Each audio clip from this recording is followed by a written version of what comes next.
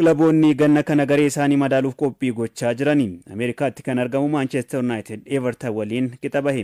Taphni Tottenham fi Newcastle goolii tokko qixaan xumurame guutuun isaa akka itti aanutti qindaa'e. Players make their way onto the field for the final summer series game between Manchester United and Everton. A win for the Reds. Qophii gannaatiif Ameerikaa kan jiru shaampiyooniin Premier League England yeroo 20 Manchester United tapha madaallii ga'umsaa sadaffaa Everton waliin taphatee goolii 2 qixaan xumure.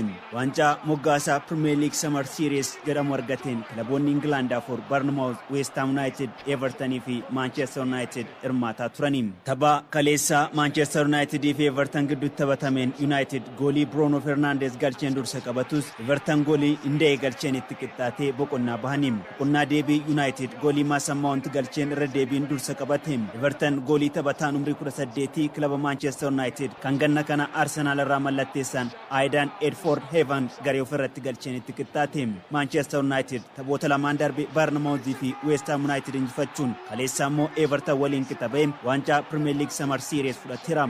Kaleessuma West Ham United gooliiwwan Fulkrug fi Jarrod Bowen galchaniin goolii 2-0 Bournemouth moo'ateem. A cry of Bruno from Min-Son to get back for the picture with the officials. This is so.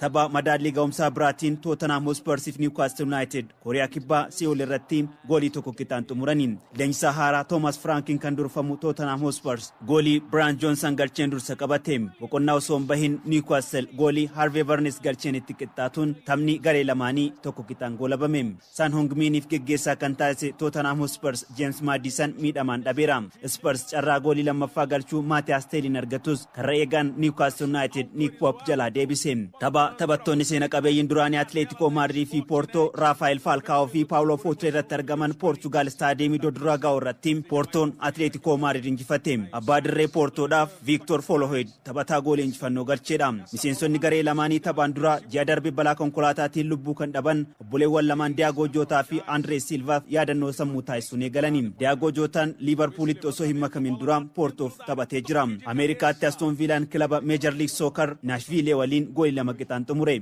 Porto na frente, o torcedor tá fazendo o papel dele. Olha a chegada do Porto, a batida de fora da área. Waggoota 17 booda Tottenham waancaa akka argatu kan gargaare San Hongmin waggaa 10 booda Tottenham gadhiisuuf kaleessa geggeessaan kabajaa taasifameefi. Tottenham gad lakkisuun murtee ulfaataa ta'us ammas dirree kubbaa miilaa keessatti deeggartoota koo gammachiisuuf nan hojjedha jedhee jira. Shifarraa Jaamboo.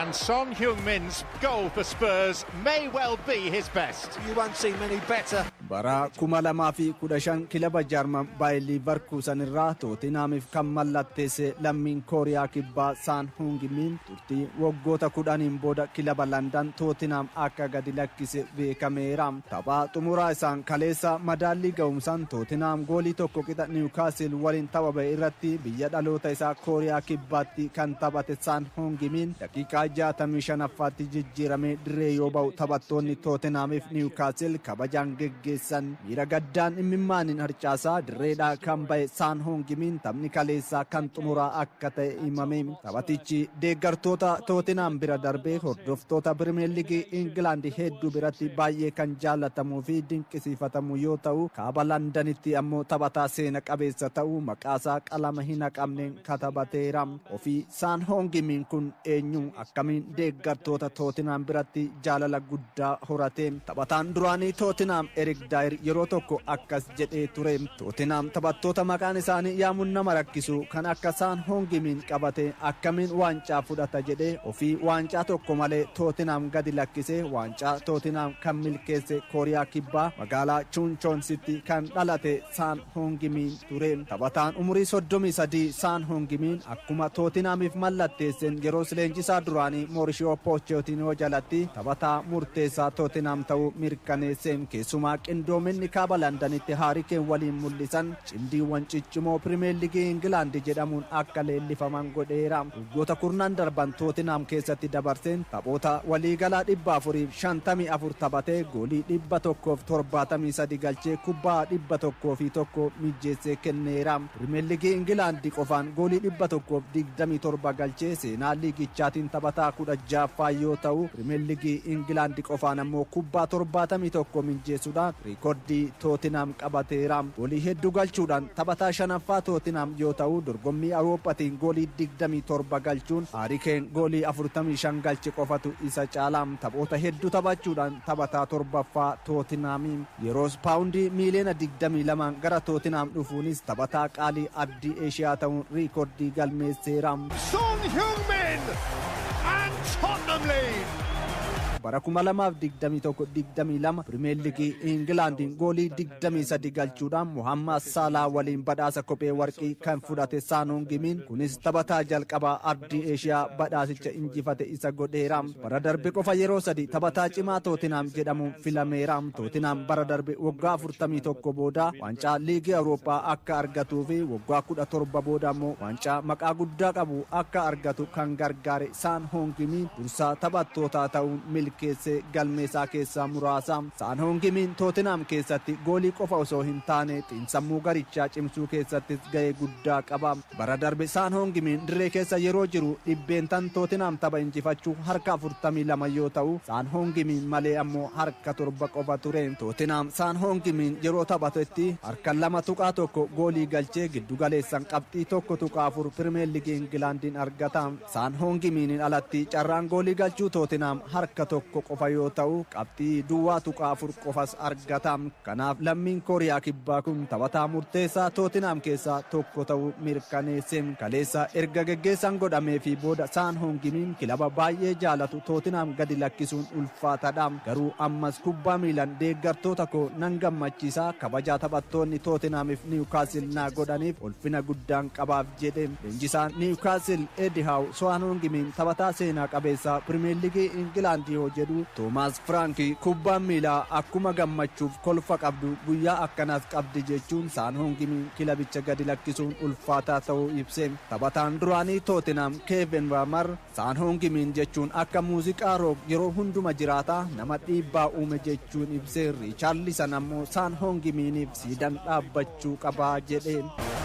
As Son leads the celebrations at Ellen Road, Kane and Son's combination crowned it off in the grand manner. Odeeffannoo BBC'n baaseen Son Heung-min kilaba Major League Soccer Los Angeles mallatteessuudhaaf yuuroo miiliyoona 20 akka waliigaleedha kan ibsame. Oduu taanuttaan darba. Chelsea'n Jared Lahato Ajax irraa yoo mallatteessifatu Tottenham ergisanii yeroo dheeraatiin Joao Fadina Bayern Munich irraa fudhate. Newcastle Benjamin Sheshko mallatteessifachuun gaafii odeessu. Manchester United mallaqa Sheshko ittiin mallatteessifatu barbaachaaf Rasmus Højlund gabaaf baasee jira. Andinet Birhaanu.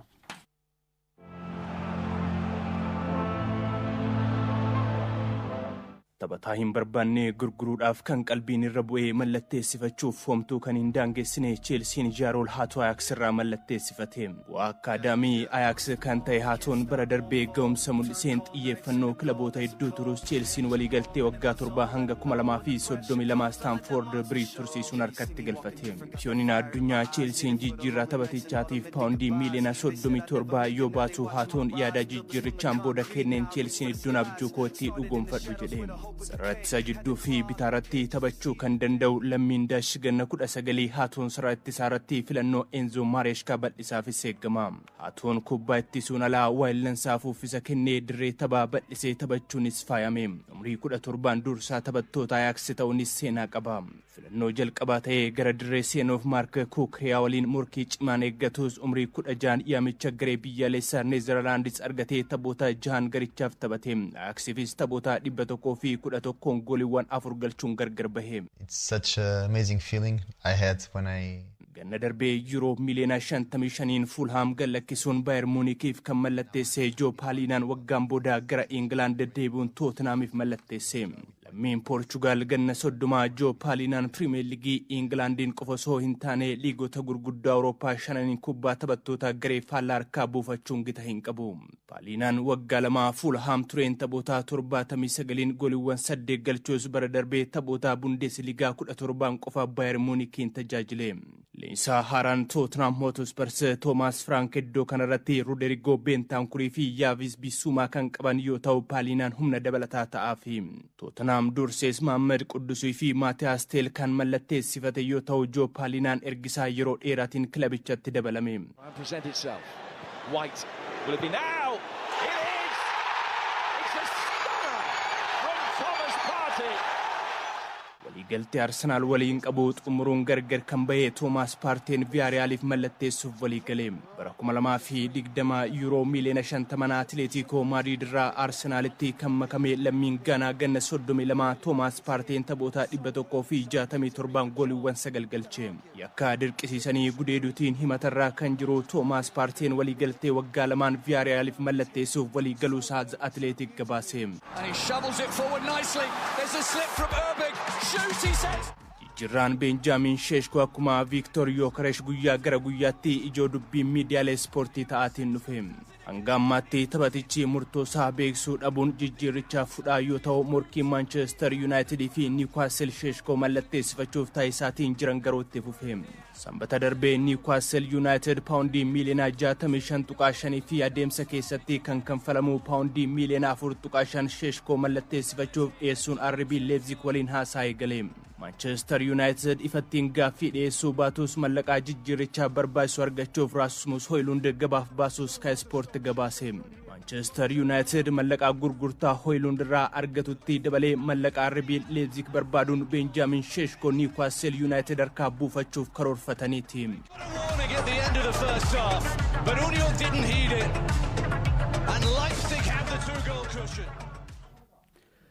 Taphataan Inter Miami Lionel Messi miidhame. Tapha sanbata darbee Inter Miamiin seeqaasaa peenaalitiin injifachuun waancaa liigii marsaa itti darbe irratti Lionel Messi miidhama isa mudateen daqiiqaa 11 irratti dirree bahe. Kilabiin Major League Soccer ibsa baasee Lionel Messi miidhama maashaa muraasni miila isaa mirgaa mudachuu himuun yeroo hin beekamneef dirreerraa akka fagaatu ibse. Lionel Messi taphoota Major League Soccer bara kana taphate 18 goolii 18 galchuun kubbaawwan goolii ta'an 9 mijjeessee jira. Taphataan Tottenham Hotspur James Maddison tapha kaleessa Spurs Newcastle United waliin qixaaba irratti miidhamuudhaan dirreerraa bahe. Leenjisaan kilabichaa Tottenham Thomas Frank miidhama hamaadha jedhani. Lammiin England James Maddison Tottenham Manchester United injifachuun Champions League Awurooppaa yoo ta'u sababa miidhama jilbaan garee sanaan ala ture. Ammas miidhama wal fakkaatuuf saaxilamee jira. Taphataan umrii 28 James Maddison yeroo hangamiif dirreerraa akka fagaatus hin beekamne.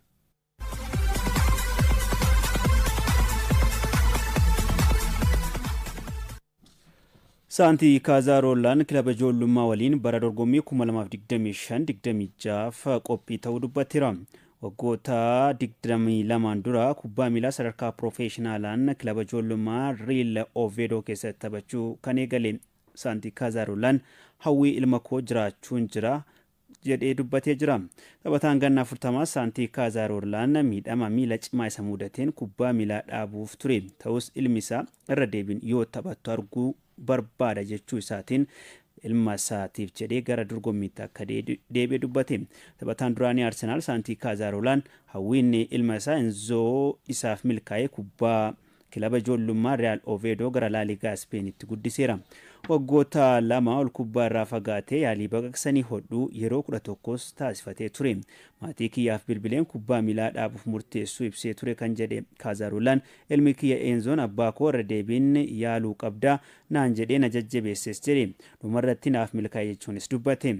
Ammaan kilaba ijoollummaa kubbaa miilaa taphachuu keessatti baratee fi bara 2003tti gara garbaheetti deebuun kilabicha waggoota 24 booda gara La Liga Spainitti guddisuun gammachuu ol aanaa akka itti uumes dubbateera. Santi Cazorlaan bara dorgommii 2025-26 anaaf kan xumuraatti jedhee jira. Kilabaawwi ijoollummaa kiyyaaf taphachaan jira kun anaaf waan hundaadha jechuunis dubbateera. Kaayyoo qabda taanaan kaayyoo kan kee milkeessuuf faajuu qabda kan jedhe. Yeroo lama waancaa FA England Arsenal waliin kan mallatteeffate Santi Cazorlaan bara dorgommii haaraa kanas yeroo gaarii dabarsuuf akka kaayyeeffate akeekee jira.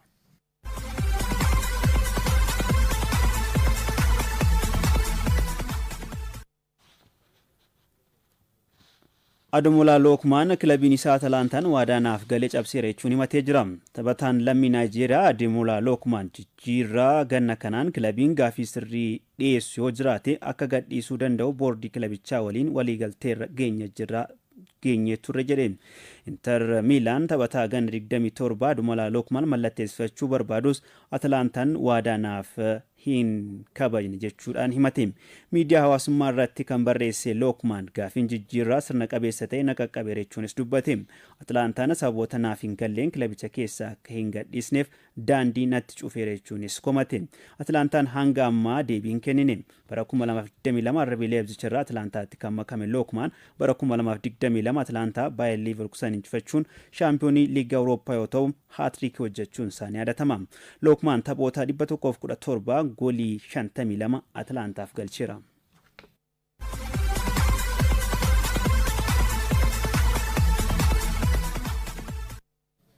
Oduu keenya xumuraatiin Arsenaal imara gara Eeshiyaa taasiseen taphattoota haaraa kilabichaatti dabalamaniin waliin tooftaa taphaa haaraan qophaa'uu kan mul'ise jechuun BBC'n xiinxaleera.